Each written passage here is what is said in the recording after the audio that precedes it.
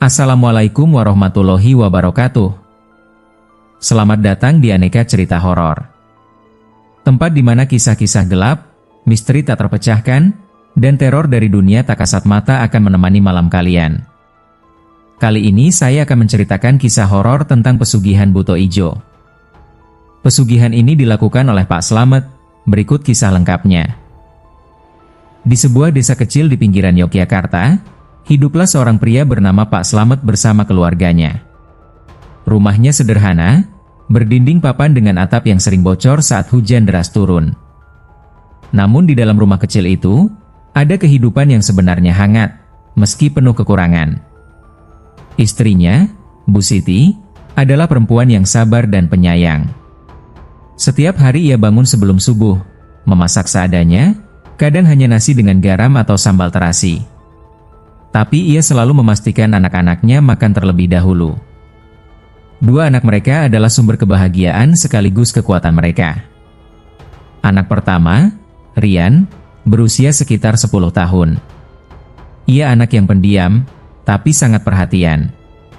Ia sering membantu ibunya, bahkan kadang ikut ayahnya berjualan jika sedang libur sekolah. Anak kedua, Lala, masih berusia 6 tahun. Ceria, polos, dan sangat dekat dengan Pak Slamet. Setiap sore, Lala selalu menunggu ayahnya pulang, berlari kecil menyambut dengan pelukan. "Bapak bawa apa hari ini?" tanyanya dengan mata berbinar. Kadang Pak Slamet hanya tersenyum pahit. "Bawa capek, Nak." Namun Lala tetap tertawa, seolah itu sudah cukup. Itulah yang membuat hati Pak Slamet sering terasa hancur. Setiap pagi, Pak Slamet berangkat dengan sepeda tuanya. Di belakangnya tergantung dagangan, mainan plastik murah, balon, dan permen. Ia berkeliling dari satu sekolah ke sekolah lain. Namun tidak semua hari membawa keberuntungan. Kadang anak-anak tidak punya uang. Kadang ia diusir oleh satpam sekolah. Kadang dagangannya bahkan tidak laku sama sekali. Di suatu siang yang terik, Pak Slamet duduk di bawah pohon, menghitung uangnya. Hanya cukup untuk membeli beras, itu pun tidak banyak. Ia menunduk. Air matanya jatuh. Ya Allah, sampai kapan hidup seperti ini? Yang paling menyakitkan bukan hanya kemiskinan, melainkan hinaan dari keluarga besarnya sendiri. Suatu hari, ia menghadiri acara keluarga. Saudara-saudaranya datang dengan mobil, pakaian bagus. Anak-anak mereka membawa gadget mahal. Sementara Pak Slamet datang dengan baju sederhana dan sandal lusuh. Slamet datang juga. Masih jualan mainan ya? Kapan suksesnya? Tawa kecil terdengar. Menusuk. Pak Slamet hanya tersenyum kaku. Namun di dalam hatinya, ada luka yang semakin dalam. Malam itu, sepulang dari acara, ia duduk lama di luar rumah. Bu Siti menghampiri. "Mas, sabar ya." Pak Slamet hanya berkata pelan, "Aku capek, Ti." Hari demi hari, tekanan semakin besar. Biaya sekolah anak, kebutuhan rumah, hutang kecil yang mulai menumpuk, dan hinaan yang tak pernah berhenti. Hingga suatu malam, Pak Slamet pergi ke warung kopi. Di sanalah semuanya berubah. Seperti yang telah terjadi sebelumnya, Pak Slamet bertemu dengan Pak Dodo. Namun kali ini, percakapan mereka lebih panjang, lebih dalam. Pak Dodo seolah tahu semua tentang hidupnya, tentang anak-anaknya, tentang rasa malunya sebagai kepala keluarga. "Kamu ingin anakmu hidup seperti kamu?" tanya Pak Dodo pelan. Pak Slamet terdiam. Ia membayangkan Rian dan Lala. Hidup miskin, dihina, seperti dirinya. "Tidak," jawabnya lirih. Kalau begitu, ambil jalan cepat. Dan disitulah keputusan paling fatal dalam hidupnya diambil. Beberapa hari sebelum keberangkatan, suasana rumah terasa berbeda. Pak Slamet mulai sering melamun. Sering menatap anak-anaknya lama. Seolah ada sesuatu yang mengganjal. Suatu malam, Lala duduk di pangkuannya. "Pak, jangan sedih terus ya." Pak Slamet terkejut. "Lala mau Bapak selalu ada di rumah." Kalimat itu seperti pisau menusuk hati Pak Slamet. Ia memeluk anaknya erat. Air matanya jatuh tanpa suara. Akhirnya Pak Slamet dan Pak Dodo berangkat juga ke Gunung Kawi. Malam semakin larut ketika mobil tua milik Pak Dodo mulai memasuki kawasan lereng Gunung Kawi. Jalanan yang sempit dan berkelok hanya diterangi lampu kendaraan yang redup. Di kanan kiri, pepohonan tinggi berdiri rapat seperti dinding hitam yang menutup dunia luar. Pak Slamet duduk di kursi penumpang. Diam. Sejak berangkat tadi sore, ia hampir tidak bicara sepatah kata pun. Sementara Pak Dodo terlihat tenang. Terlalu tenang. Seolah perjalanan ini bukan sesuatu yang asing baginya. "Sudah dekat," kata Pak Dodo pelan tanpa menoleh. Pak Slamet hanya mengangguk, meski di dalam dadanya jantungnya berdebar keras. Udara mulai terasa berbeda. Lebih dingin. Lebih berat. Dan entah kenapa, terasa seperti ada yang memperhatikan mereka. Jalan terakhir, mobil berhenti di sebuah area kecil yang sepi. "Dari sini kita jalan," ujar Pak Dodo. Pak Slamet turun perlahan. Kakinya terasa lemas. Di hadapan mereka, hanya ada jalan setapak kecil yang menembus hutan. Gelap. Hanya diterangi senter kecil yang dibawa Pak Dodo. "Pak, ini jauh?" tanya Pak Slamet ragu. Pak Dodo tersenyum tipis. "Tidak jauh, tapi jangan banyak tanya, dan jangan menoleh ke belakang, apapun yang kamu dengar." Kalimat itu membuat bulu kuduk Pak Slamet langsung berdiri. Ia menelan ludah. Lalu mengikuti langkah Pak Dodo. Langkah demi langkah, tanah terasa lembab. Akar-akar pohon menjalar seperti ular. Sesekali terdengar suara ranting patah. Atau bisikan angin yang aneh. Di tengah perjalanan, Pak Slamet merasa seperti ada yang berjalan di belakangnya. Langkahnya berat, pelan, mengikuti. Ia hampir menoleh. Namun teringat pesan Pak Dodo. Jangan menoleh. Ia mempercepat langkah. Napasnya mulai tidak teratur. Pertemuan di tengah hutan. Sekitar 20 menit berjalan. Mereka tiba di sebuah tempat terbuka kecil. Di sana berdiri sebuah gubuk tua. Sederhana. Namun aura di sekitarnya berat. Seperti ada energi yang menekan dari segala arah. Di depan gubuk itu, seorang lelaki tua duduk bersila. Diam. Seolah sudah menunggu. Pak Dodo langsung berhenti. Menundukkan kepala. Dengan suara pelan namun penuh hormat, ia berkata, "Embah, kula nuwun." Suasana hening beberapa detik. Lalu, lelaki tua itu membuka matanya perlahan. Tatapannya tajam. Dalam. Menusuk. Dodo, suaranya berat, serak, namun jelas. Pak Slamet terkejut. Mereka saling kenal. Pak Dodo tersenyum kecil. "Sampun dangu Mbah, kulo sowan malih. Kita lama tidak bertemu, saya datang lagi." Mbah Kaku menatapnya lama. Lalu pandangannya beralih ke Pak Slamet. Dan saat itulah, Pak Slamet merasakan sesuatu yang tidak bisa dijelaskan. Seperti seluruh isi hatinya dibuka.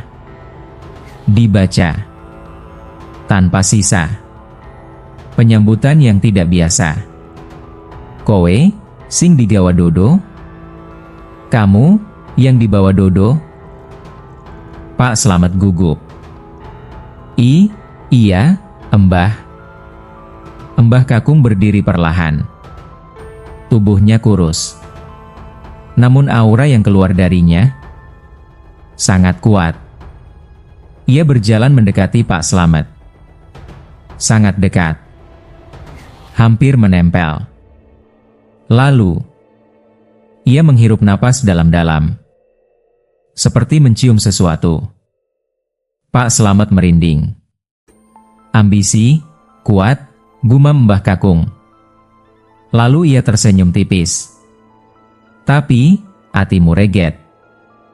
Tapi hatimu kotor. Pak Slamet langsung menunduk. Tidak berani membalas. Obrolan 3 arah. Mereka bertiga duduk di depan gubuk. Hanya ditemani lampu minyak kecil. Angin malam berhembus pelan. Namun suasana terasa tegang. Mbah Kakung memandang Pak Dodo.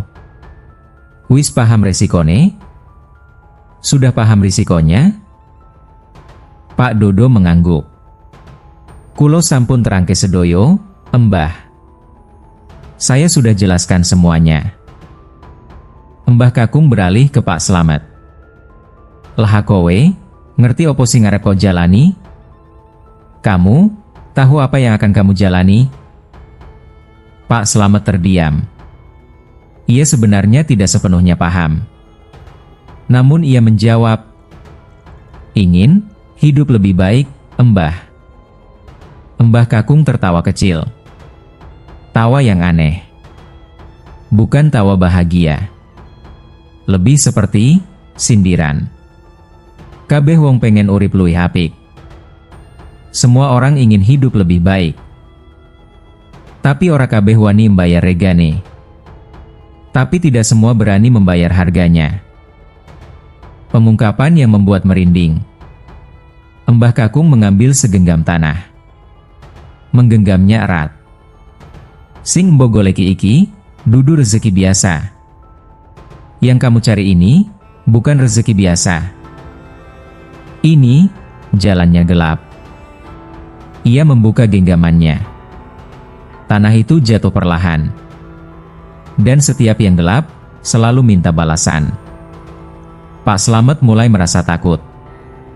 Lebih dari sebelumnya. Apa balasannya, Mbah? Mbah Kakung menatap lurus ke matanya. Lama. Hening. Hingga akhirnya ia berkata pelan, sing paling cedak karo uripmu. Yang paling dekat dengan hidupmu. Pak Slamet tidak langsung mengerti. Namun hatinya tiba-tiba terasa sangat tidak enak. Percakapan rahasia dengan Pak Dodo. Sesaat, Mbah Kakung masuk ke dalam gubuk. Meninggalkan mereka berdua. Pak Slamet langsung berbisik. Pak, maksudnya apa? Pak Dodo menatapnya. Wajahnya serius. Kalau kamu sudah di sini, berarti kamu sudah siap. Siap apa? Pak Dodo tidak langsung menjawab. Ia hanya berkata pelan. Jangan banyak tanya, nanti kamu sendiri yang akan tahu. Jawaban itu justru membuat Pak Slamet semakin takut. Kembali Mbah Kakung. Tak lama, Mbah Kakung keluar. Membawa sebuah mangkuk dan kain hitam. Ia meletakkannya di depan Pak Slamet. Ritual bakal diwiwiti bengi iki. Ritual akan dimulai malam ini. Ini kesempatan terakhirmu untuk mundur. Angin tiba-tiba berhembus kencang. Lampu minyak bergoyang. Bayangan mereka menari-nari di dinding gubuk. Pak Slamet menatap mangkuk itu. Lalu menatap Pak Dodo. Lalu menatap ke arah hutan gelap di sekitarnya. Seolah ada sesuatu yang sudah menunggu. Menunggu keputusannya. Dengan napas berat, dan hati yang penuh konflik. Pak Slamet akhirnya berkata, "Saya, lanjut, Embah." Embah Kakung tersenyum. Namun senyum itu tidak menenangkan. Justru terasa seperti pintu yang terbuka menuju sesuatu yang tidak akan bisa ditutup kembali. Dan malam itu benar-benar menjadi awal dari kehancuran hidup Pak Slamet. Malam itu, langit di atas Gunung Kawi gelap pekat tanpa bintang. Kabut turun perlahan, menyelimuti hutan seperti kain kafan raksasa. Udara terasa dingin menusuk tulang, namun anehnya, Pak Slamet berkeringat deras. Jantungnya berdegup tidak karuan. Di hadapannya, jalan setapak kecil membawa mereka ke sebuah tempat yang tersembunyi di tengah hutan. Pak Dodo berjalan di depan, tanpa banyak bicara, seolah sudah sangat hafal arah. Sementara Pak Slamet, langkahnya berat. Setiap langkah terasa seperti menuju jurang yang tak terlihat. "Masih bisa mundur kalau kamu ragu," kata Pak Dodo tanpa menoleh. Pak Slamet terdiam. Di kepalanya, wajah Bu Siti, Rian, dan Lala muncul silih berganti. Tawa mereka, pelukan mereka, harapan mereka. Namun, bayangan hinaan keluarga, rasa lapar, dan rasa gagal sebagai kepala keluarga lebih kuat menghantam pikirannya. Dengan napas berat, ia berkata, "Saya, lanjut." Tempat ritual. Mereka tiba di sebuah tanah lapang kecil yang dikelilingi pohon-pohon tua menjulang tinggi. Di tengahnya, sebuah gubuk kayu tua berdiri miring. Terlihat rapuh. Namun aura di sekitarnya sangat tidak wajar. Seperti ada sesuatu yang hidup, mengawasi. Di depan gubuk itu, seorang kuncen sudah menunggu. Ia duduk bersila. Diam. Matanya tertutup. Namun saat Pak Slamet mendekat, matanya terbuka perlahan. Tatapannya tajam, dalam, seperti menembus jiwa. "Kamu yang ingin kekayaan?" tanyanya pelan. Suara itu serak, berat. Pak Slamet mengangguk. Sudah siap kehilangan segalanya? Pak Slamet ragu sejenak. Namun Pak Dodo menepuk bahunya. "Ingat tujuanmu." Dan akhirnya, dengan suara pelan, "Iya." Peringatan terakhir. Kuncen berdiri, mengambil sebuah mangkuk tanah liat berisi cairan hitam pekat. Baunya amis, seperti darah yang sudah lama membusuk. "Sekali kamu minum ini, tidak ada jalan kembali." Pak Slamet menatap cairan itu. Tangannya gemetar. Dalam hatinya, ada suara kecil berteriak, "Jangan." Namun suara itu kalah. Ia mengambil mangkuk itu, menutup mata, dan meminumnya. Rasanya pahit, busuk, seperti menelan sesuatu yang hidup. Ia langsung muntah. Tubuhnya kejang. Matanya memutih sesaat. Namun Kuncen hanya berkata, "Belum selesai." Dimulainya ritual. Pak Slamet dibawa masuk ke dalam gubuk. Di dalamnya gelap. Hanya ada beberapa lilin kecil. Dan sebuah lingkaran ritual yang digambar dengan darah. Di tengah lingkaran itu, ia diminta duduk bersila. Tidak boleh bergerak. Tidak boleh berbicara. Apapun yang terjadi. Pak Dodo dan Kuncen mulai membaca mantra. Pelan. Namun semakin lama, semakin cepat, semakin keras. Udara di dalam ruangan berubah. Panas. Pengap. Namun di saat yang sama, Angin dingin berputar di sekelilingnya. Gangguan pertama. Awalnya hanya suara. Bisikan. Pelan. Slameet. Ia membuka mata. Tidak ada siapa-siapa. Namun suara itu jelas. Dekat. Sangat dekat. Lalu, suara itu berubah menjadi tangisan. Tangisan anak kecil. Pak Slamet membeku. Suara itu mirip Lala. "Pak, pulang, aku takut." Air mata Pak Slamet langsung jatuh. Namun ia ingat, tidak boleh bergerak. Tidak boleh menjawab. Gangguan kedua. Tiba-tiba, di sudut ruangan, muncul bayangan. Hitam. Tidak berbentuk. Namun perlahan, bayangan itu berubah. Menjadi sosok manusia. Tanpa wajah. Berdiri mengelilinginya. 1, 2, 3, puluhan. Mereka semua menatap Pak Slamet. Tanpa mata. Namun ia bisa merasakan tatapan itu. Menusuk. Menyalahkan. Pengkhianat. Suara itu muncul bersamaan dari semua arah. Pak Slamet mulai gemetar hebat. Gangguan ketiga, ilusi keluarga. Tiba-tiba, semua bayangan hilang. Ruangan berubah. Menjadi rumahnya sendiri. Ia melihat Bu Siti berdiri di depan. Menangis. "Mas, jangan lakukan ini." Rian dan Lala berlari memeluknya. "Pak, jangan pergi." Pak Slamet menangis. Tangannya hampir bergerak. Hampir memeluk mereka. Namun, suara kuncen tiba-tiba menggema keras. "Itu tipuan. Jangan disentuh."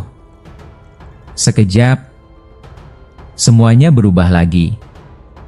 Keluarganya menghilang. Digantikan wajah-wajah mengerikan. Dengan mata kosong. Mulut robek.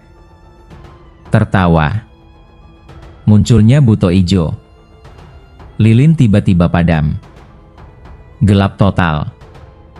Lalu, tanah bergetar. Dum. Dum. Dum. Suara langkah. Berat. Dekat. Sangat dekat. Napas Pak Slamet tercekat.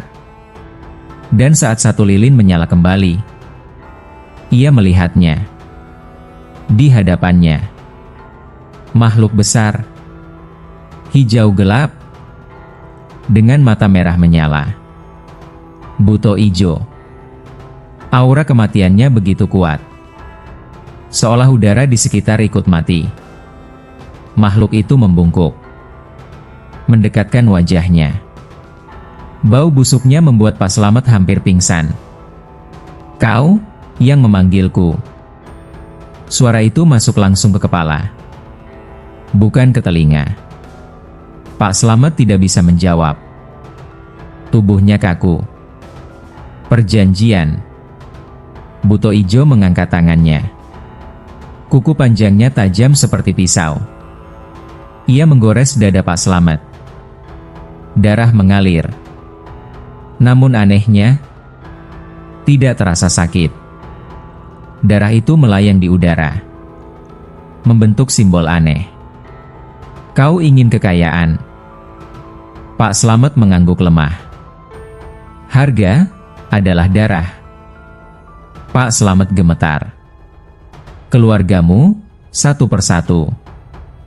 Air mata mengalir deras. Namun, ia tidak menolak. Tidak melawan. Dalam keputusasaan dan ketakutan, ia berbisik, "Iya." Dan saat itulah, Buto Ijo tersenyum. Lebar. Mengerikan. Perjanjian diterima. Penutupan ritual. Tiba-tiba, semua berhenti. Sunyi. Lilin kembali menyala. Ruangan kembali normal. Pak Slamet terjatuh lemas. Tubuhnya dingin. Kuncen mendekat. "Selamat, kamu berhasil." Pak Dodo tersenyum tipis. Namun di sudut ruangan, sesaat sebelum semuanya benar-benar normal, Pak Slamet melihat sesuatu. Buto Ijo masih berdiri di sana, menatapnya, dan perlahan menghilang. Setelah ritual, dalam perjalanan pulang, Pak Slamet diam, tidak banyak bicara. Namun satu hal berubah. Di dalam dirinya, ada sesuatu yang ikut pulang. Sesuatu yang gelap. Sesuatu yang lapar. Dan sejak malam itu, hidupnya memang berubah. Menjadi kaya. Namun, ia tidak pernah benar-benar tidur nyenyak lagi. Karena setiap malam, ia selalu mendengar suara itu.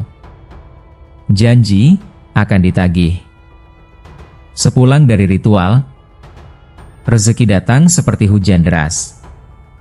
Pak Slamet membuka warung makan kecil. Bu Siti ikut membantu. Awalnya biasa saja. Namun tiba-tiba, warung itu selalu ramai. Masakannya dianggap sangat enak. Padahal resepnya sama. Dalam beberapa bulan, warung itu berkembang pesat. Menjadi rumah makan besar. Pak Slamet dikenal sebagai pengusaha sukses. Namun, ada yang berubah dari dirinya. Ia menjadi pendiam. Sering melamun. Sering bangun tengah malam dengan keringat dingin. Meski kaya, kehangatan keluarga mulai hilang. Pak Slamet jarang bercanda lagi. Tidak lagi bermain dengan anak-anaknya. Bu Siti mulai merasa ada yang aneh. "Mas, sebenarnya ada apa?" Namun Pak Slamet selalu menghindar. Ia menyimpan rahasia gelap itu sendirian. Hanya beberapa tahun saja Pak Slamet menikmati kemewahan hidup dengan menjadi orang kaya. Dan akhirnya dating juga malam penagihan perjanjiannya dengan Buto Ijo. Malam itu terasa berbeda. Langit di atas rumah megah milik Pak Slamet tidak seperti biasanya. Awan hitam menggantung rendah, seolah menekan bumi. Angin berhembus tidak wajar, kadang pelan, kadang tiba-tiba kencang seperti amarah yang tertahan. Jam menunjukkan pukul 23.47. Di dalam rumah, suasana mencekam. Pak Slamet duduk di ruang tengah, tubuhnya gemetar. Keringat dingin membasahi seluruh tubuhnya meski udara malam begitu dingin. Di tangannya, tasbih bergetar pelan. Sejak sore, firasat buruk itu tidak berhenti datang.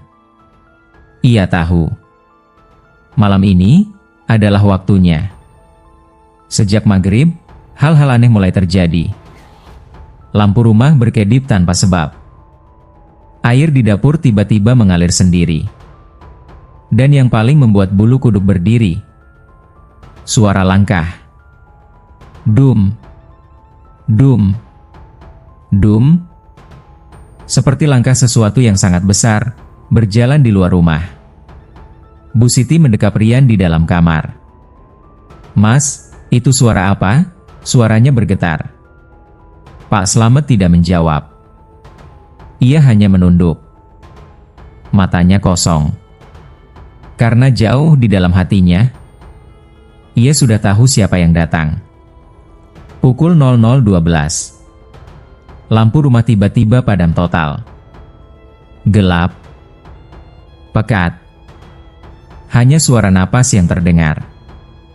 Lalu, greek. Pintu depan terbuka perlahan, dengan sendirinya. Angin dingin masuk, membawa bau busuk yang menyengat. Seperti tanah kuburan yang basah. Seperti bangkai yang membusuk. Bu Siti menjerit pelan. "Mas, tutup pintunya. Mas." Namun Pak Slamet tidak bergerak. Tubuhnya kaku. Matanya menatap lurus ke arah pintu. Dan di sana, di kegelapan pekat itu, muncul 2 titik merah. Menyala. Semakin lama, semakin jelas. Dan perlahan, sosok itu melangkah masuk. Dum. Dum.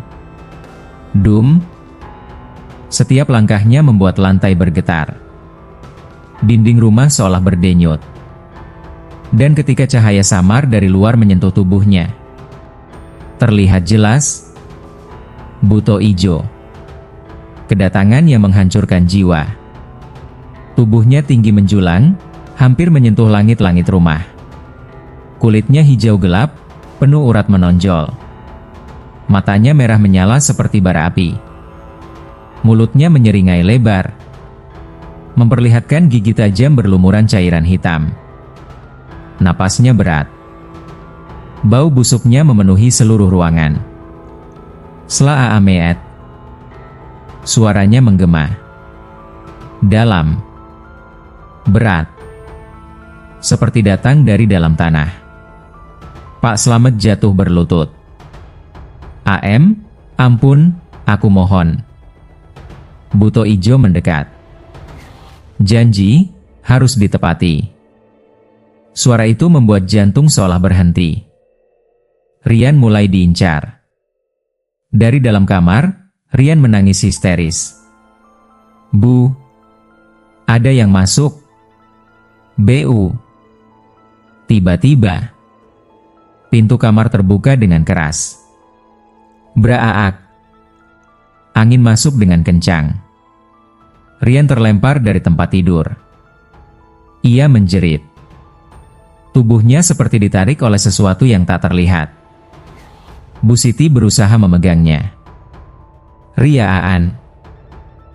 Namun, tangan Rian perlahan terlepas. Kakinya terseret di lantai, meninggalkan bekas goresan. "Pak! Tolong, Pak!" Pak Slamet hanya bisa menangis. Tubuhnya tidak bisa bergerak. Seolah ada yang menahannya. Dan dalam hitungan detik, Rian menghilang. Diseret ke dalam kegelapan.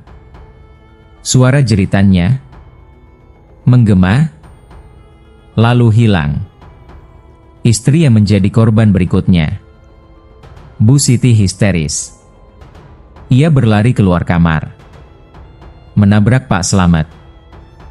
"Mas, anak kita." Namun belum sempat ia melangkah lebih jauh, tiba-tiba rambutnya terangkat sendiri, seperti ditarik dari atas. Aarg. Tubuhnya melayang. Kakinya menendang-nendang di udara. "Mas, tolong." Pak Slamet merangkak. Menangis. "Maafkan aku, maafkan aku." Buto ijo tertawa. Suara tawanya menggelegar. Hahaha. Dengan satu gerakan, tubuh Bu Siti terseret ke arah pintu. Dan hilang. Seperti ditelan kegelapan. Kini, tinggal Pak Slamet seorang diri. Rumah itu hening. Namun bukan hening yang damai, melainkan hening yang menekan. Mencekik. Ia terduduk lemas. Air matanya tidak berhenti. "Kenapa? Kenapa aku melakukan ini?" Suara berat itu kembali terdengar. "Kau yang memilih." Buto ijo berdiri tepat di depannya. Lebih dekat. Lebih besar. Lebih mengerikan. "Sekarang, giliranmu." Pak Slamet menggeleng histeris. "Tidak." Ampun, aku salah. Ia mencoba lari, namun kakinya tidak bisa bergerak. Bayangan hitam dari bawah lantai muncul, melilit tubuhnya, menariknya perlahan. Arg! Ia menjerit sekuat tenaga, namun tidak ada yang mendengar. Detik-detik terakhir, saat tubuhnya hampir sepenuhnya terseret ke dalam kegelapan, Pak Slamet melihat sesuatu. Bayangan anak dan istrinya berdiri jauh di sana, menatapnya dengan wajah sedih. Air mata mengalir, namun mereka tidak bisa mendekat. Pak Slamet menangis histeris. Maafkan aku. Maaf. Namun semuanya sudah terlambat. Dalam satu tarikan terakhir, tubuh Pak Slamet hilang, ditelan oleh kegelapan. Keesokan paginya warga sekitar dikejutkan oleh kabar aneh. Rumah mewah Pak Slamet kosong. Tidak ada penghuni. Pintu terbuka. Barang-barang masih lengkap. Namun, tidak ada satupun manusia di dalamnya. Hanya satu hal yang tersisa. Bau busuk yang menyengat. Dan bekas goresan panjang di lantai. Seperti sesuatu diseret dengan paksa. Teror yang tak pernah selesai. Sejak malam itu, rumah tersebut tidak pernah dihuni lagi. Namun warga sering mendengar suara anak kecil menangis, suara perempuan menjerit, dan langkah berat. Dum, dum, dum, di tengah malam. Konon katanya, itu adalah suara buto ijo yang masih berkeliling, mencari perjanjian lain yang belum lunas. Cukup sekian cerita malam ini. Semoga kisah yang kalian dengarkan bisa memberi pengalaman yang menegangkan, sekaligus mengingatkan kita bahwa tidak semua hal bisa dijelaskan oleh logika. Jika kalian suka dengan cerita seperti ini, jangan lupa untuk subscribe, like, dan share ke teman-teman kalian. Karena semakin banyak yang mendengar, semakin banyak pula cerita-cerita misteri yang akan kami hadirkan. Akhir kata, selamat beristirahat, dan hati-hati, siapa tahu ada yang sedang memperhatikan kalian. Wassalamualaikum warahmatullahi wabarakatuh.